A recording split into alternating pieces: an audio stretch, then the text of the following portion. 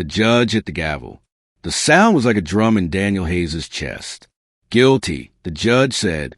The word rolled to the courtroom and landed on Daniel like a heavy stone. His mouth opened, but no air came out at first. People stood. Some clapped quietly. Some cried. Daniel felt his name echo in the room, as if it belonged to someone else. He looked at his wife, Mia. Her face was pale and small. She held their little boy, Noah, on her lap. Noah's eyes were wide and shining with confusion.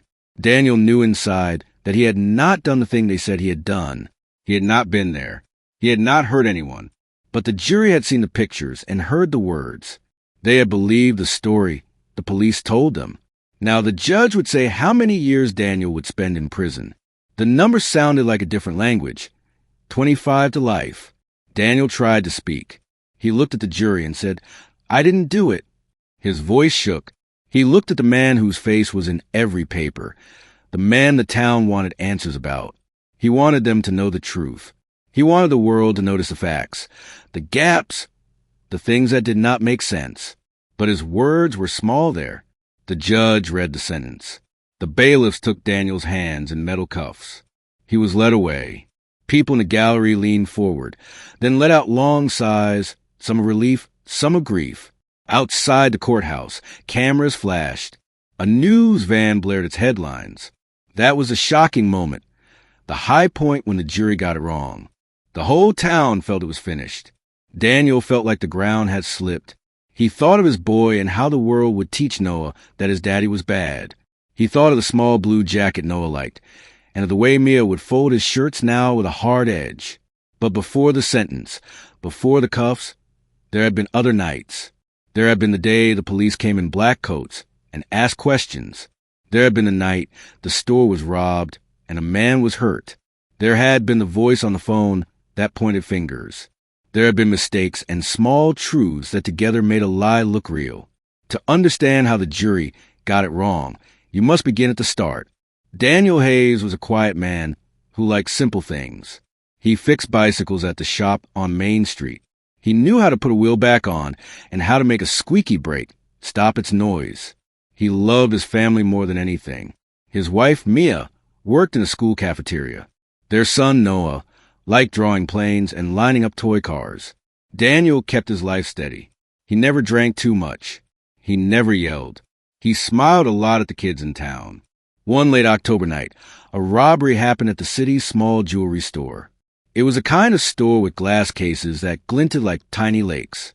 The owner, Mr. Alvarez, locked his doors late and walked his car. He did not expect trouble. A group of men had planned a quick break-in. They wore masks. They smashed glass. They took things that shined. A guard who tried to stop them was pushed and fell. A man who usually walked near the store on his way home was found hurt on the sidewalk. The town woke to sirens and worried faces. The next morning, Detective Lewis came to Daniel's shop. He had a folder and tired eyes. He asked Daniel where he had been that night. Daniel said he'd closed the shop at 7, had dinner with Mia, and had helped Noah with his homework. He said he had walked home at 9. Detective Lewis wrote it down and nodded. He said, "We might call you later." Daniel thought the police would find the real man. He trusted them. He thought they would find the ones who did it. But things in cases are not always simple. A witness had seen a man running from the alley behind the jewelry store. The witness was sure. He said the man's jacket looked like Daniel's jacket.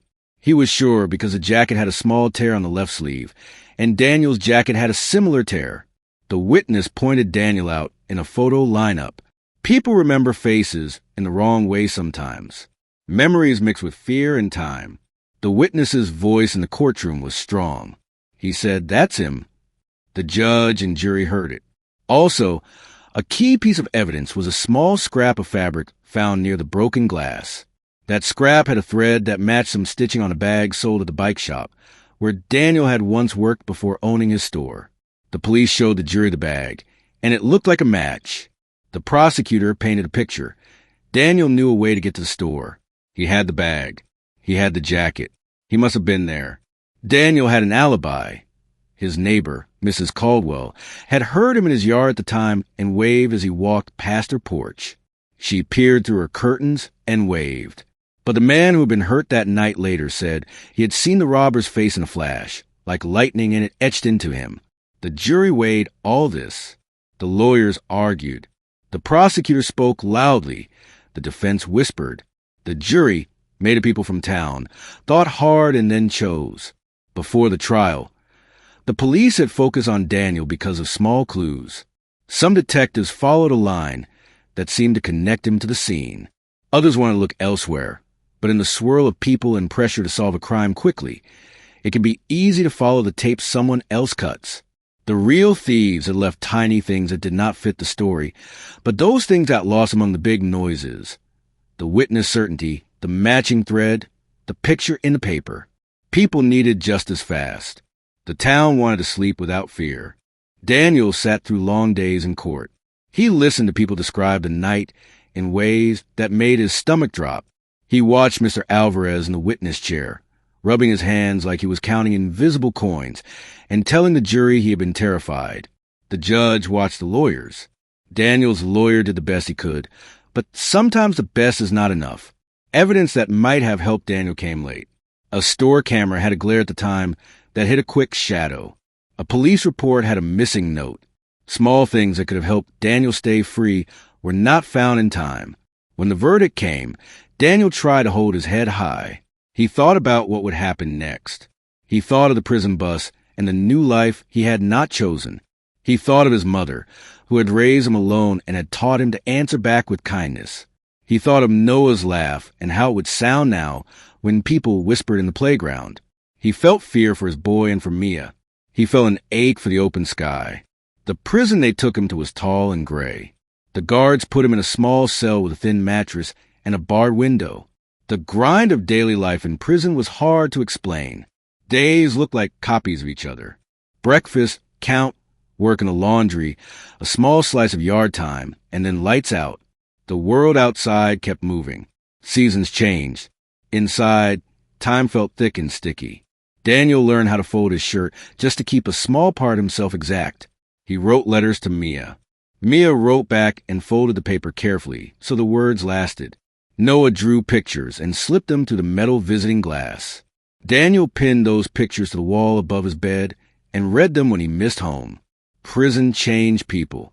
Some got bitter. Some became quiet like shade. Daniel tried to be himself. He worked in the prison workshop and fixed small things for the men who needed them. He read books because words kept his mind from shrinking. He had little moments that felt like sunlight, when a guard smiled in a small way, or when a package from home came with fresh bread. He kept telling himself that he would find a way to get out and fix this. He held on to the idea that truth would one day show itself. Years went by. Daniel learned to sleep in a way that did not wake him with cold sweat. He learned rules and routines.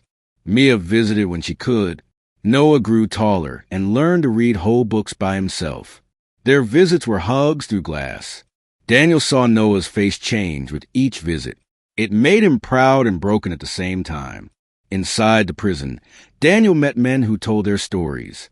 Some had stolen and were sorry. Some were quiet and angry.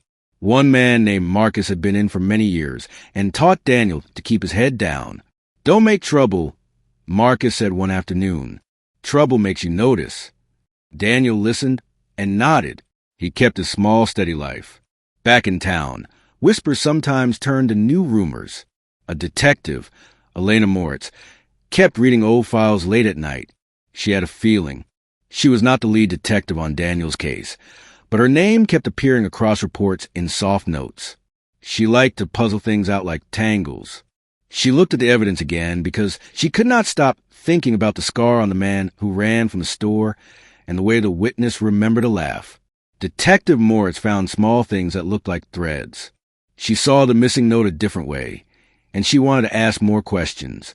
One winter night, when snow lay thin on the prison yard and the air bit at Daniel's cheeks, a letter came that made his hands shake. Detective Moritz had written to him, briefly. She wrote, "I am looking into your case again. I found a new lead." Her words were small, but heavy like a bell. Daniel read them 3 times. He could not sleep. The hope felt like a small flame. Could someone look again? Could someone see what others had missed? Daniel kept a letter in his pocket, like a secret. He told Marcus, who only nodded and said, "Good. Keep your head." They dig slow. Marcus had been in a long time. He had seen things change and stay the same. Then came the extreme event that ended this chapter. It was not a court roar or a sentence. It was a sound in the prison that no one wanted to hear. The riot alarm. The lights flashed a harsh red. A voice on the speaker said, "Lockdown! Lockdown! All units, secure your areas." Men shouted. Guards yelled orders. The yard filled with a rush of feet. Doors clanged. Daniel felt fear like a cold hand. In the chaos, a group pushed through the main gate. A small number of men broke away from the yard and ran toward the workshop where Daniel worked. Marcus grabbed Daniel's arm. "Stay down," he hissed. Daniel pressed himself low behind a metal table. Sparks flew as a tool bin was knocked over. A single window cracked. Someone screamed. The sound of a distant siren, mixed with shouts and the clatter of metal. Then, above the noise, Daniel heard a voice call his name. It was a guard he knew, Officer Kent, shouting, "Hayes! Get to the van now." The words were clipped, urgent. Daniel's heart leapt. He had no idea why. The guard's face was tight. Daniel stood slowly. As he walked past a row of men, he saw Detective Moritz hurry into the warden's office, papers waving in her hand. The riot made everyone move like a storm. A guard pushed Daniel into a small van outside the gate. It smelled of oil and rain. Daniel looked back through the disappearing bars at the prison that had been his world for years. He did not know where they were taking him. He did not know if this was good news or bad. The city lights blurred. The sirens grew louder. The van hit a puddle, and water splashed like a small ocean at his feet. And the van drove fast into the night, while behind them the red alarm lights kept blinking and the shouting slowly faded into the dark. We stop here. When you are ready, I will continue Chapter 2.